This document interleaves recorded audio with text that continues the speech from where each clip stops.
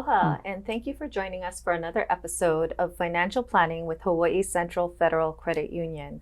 I'm Amber Millsap, Community Relations Officer with Hawaii Central Federal Credit Union. And with me today, I have Gary Yanagihara of PSH Insurance. He is the Executive Vice President there. Thank you for being with us today, Gary. We also have with us today Yanagihara Rao, who is a caregiver. Today we're going to be talking, it's actually the third part in a three-part series on long-term care, and we're going to be talking about the options for financing care. We initially talked about the emotional side of that, as well as the cost of that care. And before we continue, though, I'd like to ask Annie to tell us a little bit about herself and what brings her in today. Oh, well, I'm actually, as she put it, has been a caregiver, sole caregiver actually for my husband for the last year, maybe last 8 to 12 months anyway. And he's recently passed. In the process of this whole thing, though, this journey, I've really excited about having Gary here because I have many questions. My husband and I had not planned well, and so I want to make sure that I don't leave a mess that I got faced with for my children. So part of the reason I'm here is actually to learn more about what some of the options are and what I can do to make sure that I don't leave a legacy of stress. And you've joined us for the last 2 episodes as well. Has there been anything that kind of, jumped out at you? Not necessarily things that maybe you could identify with, but maybe you learned? Well, it's been really interesting because I didn't realize that there were options in terms of overall. So I thought there was only one kind and that there was only one way to do it. So that in and of itself was a real eye-opener. So I'm actually really excited about going into more definition. Mm-hmm. And Gary, we learned a little bit about your company, but for those joining us for the first time, could you tell us a little bit more about your practice? Okay, so I started in the insurance industry in 1976, and in 1982 we founded PSH Insurance. So PSH Insurance is an independent, locally owned and operated insurance brokerage firm. We built our business on an educational foundation woven with experience and expertise and knowledge, and we employ this thing called a hands-on approach to assist our clients. We have 2 distinct markets: the commercial market, which means that we help companies with a spectrum of employee benefit options, and we also cater to individuals and offer them an array of life and health insurance products. Well, thank you for being here with us today. Thank you for having me. Did you want to bring up that first slide? Yes, let's bring up that first slide. So we're going to talk about options to finance long-term care. So the first option we're going to talk about is self-insuring. So that's pretty much everybody's thought of, if I get into a long-term care situation, maybe I can finance it myself. So the vehicles that you may have at hand will be either tapping in onto your 401k or pension, maybe utilizing your Social Security checks, maybe tapping into your savings or CDs. If you have stocks, bonds, mutual funds, that's another area. If you're lucky enough to have rental income, you can definitely tap that. And if you happen to have a life insurance policy that has cash surrender values and you had it for quite a while, you may be able to tap that. And the last is considering a reverse mortgage. Reverse mortgages have changed considerably, but what I could remember is if you do a reverse mortgage, you have to do it while you're healthy and not take the money now. But if you get into that situation with need care, then as I understood at that time, you can write checks to provide for that care until you actually exhaust your equity or that reverse mortgage amount. I often hear, nightmares about reverse mortgages. Mm-hmm. Can you give us a little insight on that? Yeah, so reverse mortgages is in Hawaii, it's pretty tough because most families want to leave their property to their children because it's very difficult to buy homes now. Mm-hmm. But sometimes for parents who don't have children, that may be the cash cow, so to speak, that can provide care for both spouses. but it is a process, and it would be good just to research it. Don't have to actually initiate it, but know what it takes to do it. And again, you have to do it while you're healthy. It is an option. It is an option, yeah. And if we look at number 2, another option would be, and this is the one that everybody kind of relies on, is the government programs. So 9 times out of 10, people say, I don't have to really worry because Medicare is going to cover me if I get into a nursing home situation. That statement is partially true, but in order to do that, you need 3 full days of hospitalization before being eligible for skilled level of care. And in essence, the maximum days of care is 100. It's actually 20 for the first 20 days. Medicare would cover it. And then if you have a Medicare supplement, it'll cover for the remaining 20 days, so a total of 100.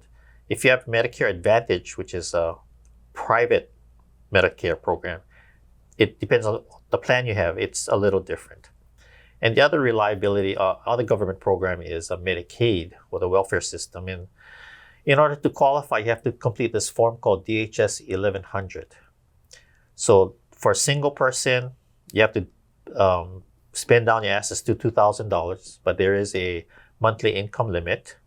If you're married and one spouse is applying, for that spouse that is applying, their asset limit has to be spent down to $2,000, but the surviving spouse can keep up to $148,620. Again, there's a monthly income limit for that applicant. In the third situation, if married and both spouses are applying for Medicaid, then the assets have to be spent down to $3,000. And then again, there's a monthly income limit. So it's there's a lot of things that you have to go through to qualify. It's not as easy as just to say, I'm going to give away my assets and I'll qualify for Medicaid. It's more complicated than that. Not just the Medicaid portion, but do you want to give your assets away while you're healthy? Well, that's not usually the case. You want to do it when you're ill, but that's when you can't do it. And I don't know how you would survive in Hawaii with assets that low. And I don't know what the income limit is, but I don't think it's probably not much higher than that. Yeah, it's not very high. Yeah. So going back to Medicare, though, you said it covers up to 100 days. Is that per occurrence or is that it? No, per occurrence. So there's a benefit period. And then after that benefit period, if you happen to pass the benefit period, you'll, how should I say, restart again for the next 20 days. But that sort of doesn't happen because if that person, depending on their illness and the severity of it, once they go into that type of environment, they'll probably stay in that environment or eventually go to a nursing home or a care home or assisted living and so forth. We can try to go to the third option, which is people are kind of considering this, which is private insurance. So there's 3 different vehicles. One is the traditional long-term care insurance, which started in the mid-80s. Then there's the hybrid, which started maybe about 12 years ago. So it's a life insurance policy that happens to have a long-term care rider. And the third type is an annuity, which is like a CD. So you're putting a chunk of money in that you can either annuitize it, meaning that you have an income start giving you from the following month X amount of dollars. But that all depends on the type of options or settlement options you decide to execute. If we go to the next slide, we looked at the traditional long-term care insurance. So in a nutshell, it's premium based on age and your benefit design. It's customizable, so it's affordable. So you can design any plan that's really affordable. But the premiums can increase in the future, and they have since 1987. There's medical underwriting to qualify for coverage. There's an age limit to issue the plan. Some carriers, the last age you can apply is 79. Premiums are paid for life, although when you submit a claim, they would waive the premium at that time.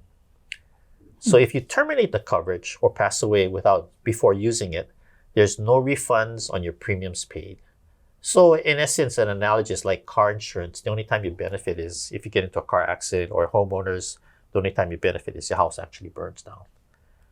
So the biggest objection when we were doing this in the 80s was, if I never use the plan, all the premiums that I paid, I lose out. That's one scenario. So insurance industry was smart enough to say, we got to develop a product that whether they live, die, or quit, there's a plan that we can offer. So if we go to the next slide. Well, Gary, before we go to the okay. next slide, I mean, inevitably, most of us will need long-term care, right? Statistically, yes, but some people may not actually need the care. They may pass away before using the care. Yeah. I mean, we were kind of talking about that earlier. It's like, that's what most of us want. We don't want to be in a situation where we need long-term care, but inevitably most of the time that's not the case. Is people don't just, like my grandfather, he went to bed one night, had a bowl of ice cream and had a heart attack and passed away. Did not need long-term care. Right. But that is not usually the case. Right? Yeah, it's, again, it just depends on the person's health condition and the severity of their current health condition too. Similar like my mother, I mean, she was healthy, she was 92, no issues, other than controlled high blood pressure, so forth. She sort of strained her back. So she went to the doctor and they gave her a pain reliever. I think it was not Cipro, but I forgot what the medication was. So anyway, it didn't agree with her. So I called the doctor. He says, stop taking that. And then she had a UTI. So she went to her doctor and the prescription was Cipro. And same thing? It was a different, actually. I forgot what the first medication was. So Cipro is, I guess it's a common thing for UTIs. For UTIs. And then, and that again, that didn't agree with her for whatever reason. I guess the dosage didn't agree with her. So she, from that, 2 incidences, within a week's time, she hardly ate. She drank a lot of water. Then on a Friday, she just became incoherent. Oh. Couldn't stand up. So we took her to emergency. Eventually found out that she was dehydrated, low sodium, and the whole 9 yards. Then she had to go to the hospital, and she went into rehabilitative care or skilled care in a nursing facility. And from then she got pneumonia, and within a week's time she passed. So she didn't even use her long-term care. But sometimes it just works like that. Yeah. You have some more options for us? So so the next slide is the hybrid life insurance with a long-term care rider. So insurance companies develop that. So it's basically the same thing. The premiums are based on age and the life insurance death benefit. So the plan design has limits on customization. Premiums are less likely to increase because this is a life insurance plan. It just so happens to have a long-term care rider. It's medically underwritten to qualify for coverage. Age limit, again, to issue the plan. I think the last age you could purchase this is, with some companies, is 90 or 80. 90? I still have time. Yeah, but it's pretty prohibitive in the cost. And you have to qualify medically too, so that's the other side. Premiums are paid for life, but unlike the traditional plan, whether you live, die, or quit, there's a benefit that's going to be paid to someone. So that for that individual buying this, that's sort of comforting. So knowing that I'm paying this premium, so if I don't use it, but if I pass away, there's the life insurance coverage that goes to my beneficiary. I forgot, I do have a plan like this. I do have long-term care. But yeah, it is a rider on my life insurance policy. So I do have peace of mind. Oh, right on. Yes. This is a great plan. Yeah, it is. I did feel the same way. Yeah. I felt the same way. It's like, I don't know if I want to pay for it. But as we said, I really don't want my kids to have to deal with my care when I need it, And then the third vehicle, if we can take to the next slide, is annuities. And there are many types of annuities. So it would take another 30 minutes to go to each type. So I'm just going to do a broad-based overview. So basically, it's a single premium product, meaning that you put in a chunk of money, and some annuities has a long-term care rider. Some is just the monies itself. So the plan design is limited in a sense of customization. Again, one-time single payment, minimal underwriting, age limit to issue the plan. As not only issue, but it's the age limit, but it's the amount. Some carriers can only take up to $1 million, some only 2 million. If you're talking about dollars. But again, this plan, whether you live, die, or quit, there's a benefit that's paid to someone, so which is nice. So can I ask you if you have like an IRA or a 401k, can that be rolled over into an annuity without tax penalty? No, you don't have taxes on that because it's qualified money. It's qualified. Yeah. Oh. If you did a Roth, then it wouldn't be too bad. Oh. Yeah. Okay. Because it's all after tax dollars. And have any of you saw any of these types of No, I options? haven't. So I'm definitely want to look at them. Yeah, I'm really interested in actually annuities. I keep hearing the word annuity.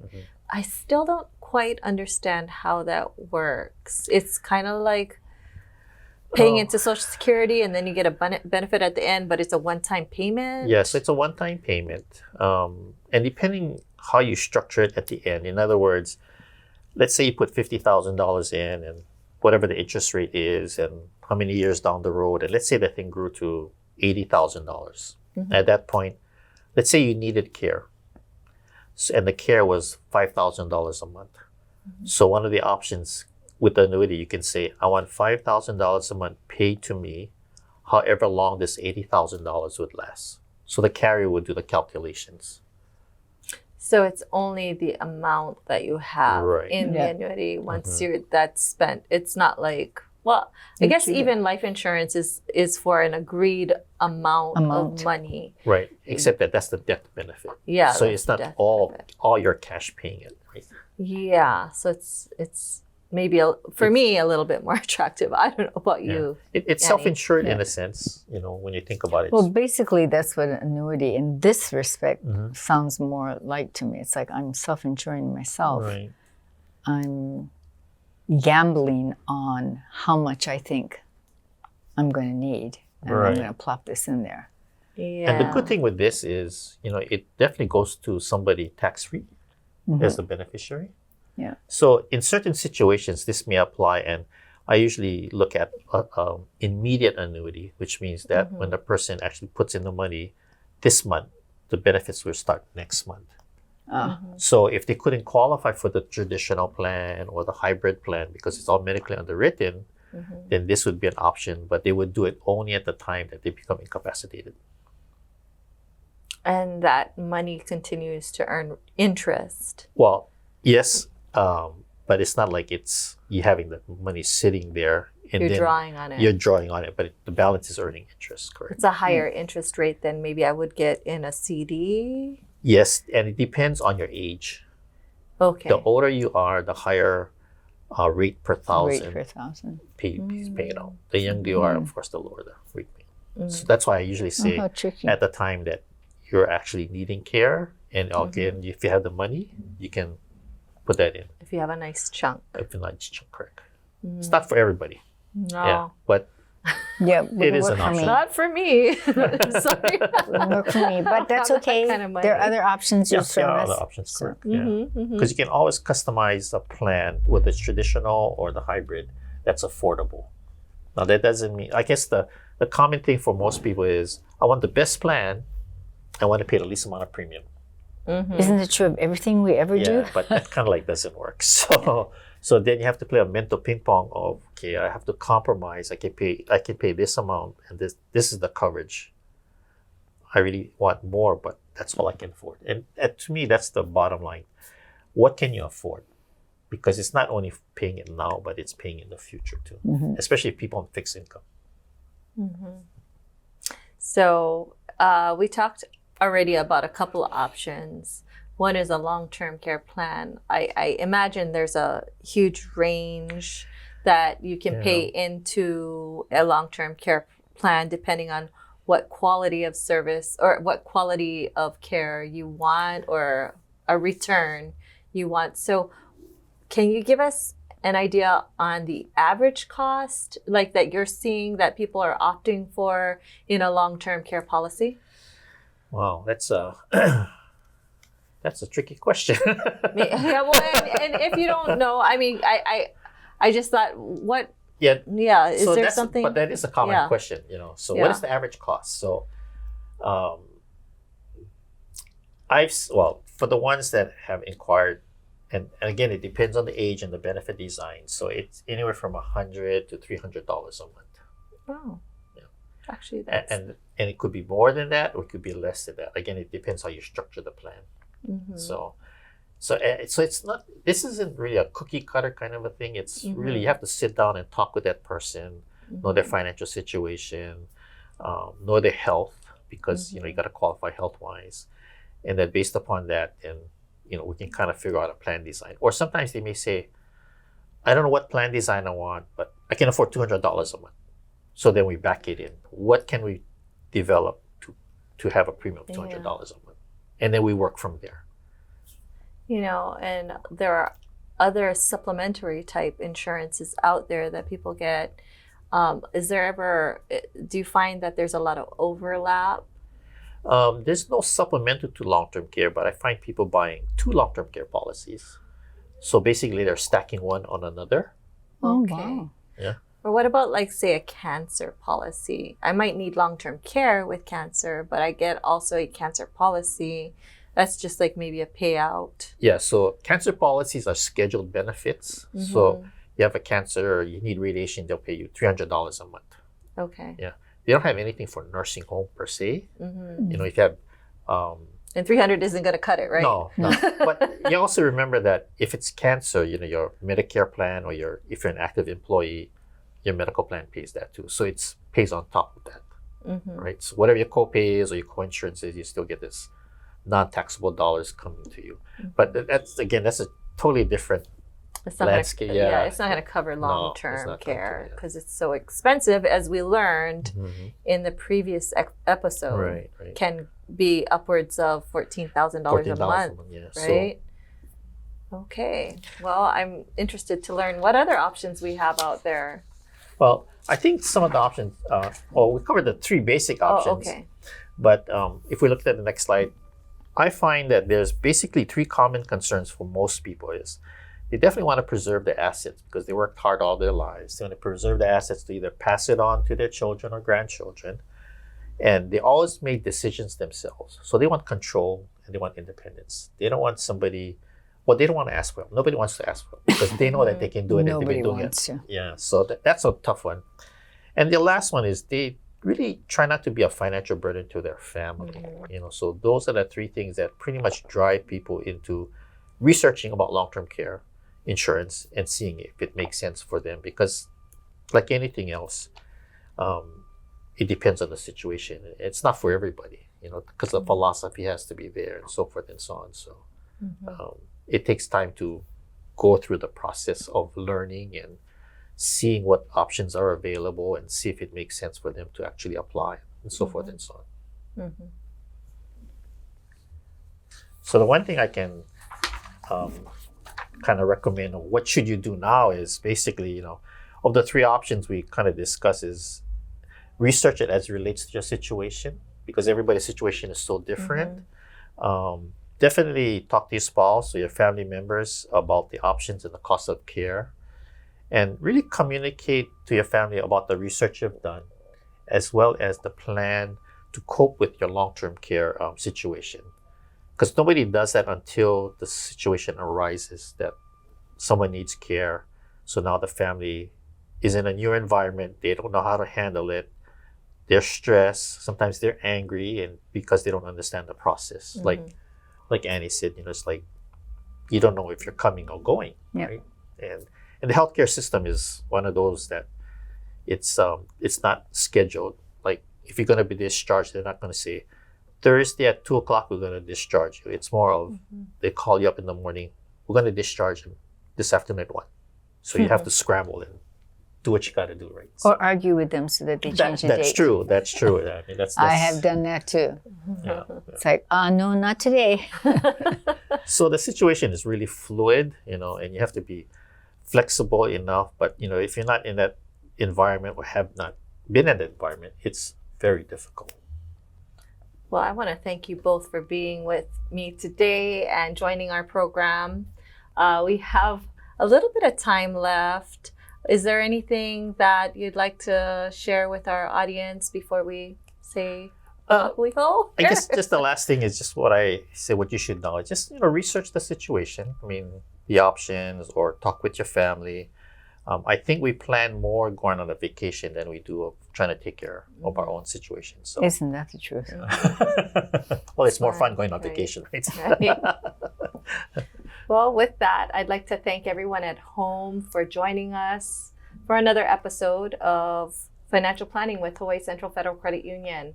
I want to thank Annie and Gary for being with us today, as well as Olelo Community Media in the background for everything that they're doing.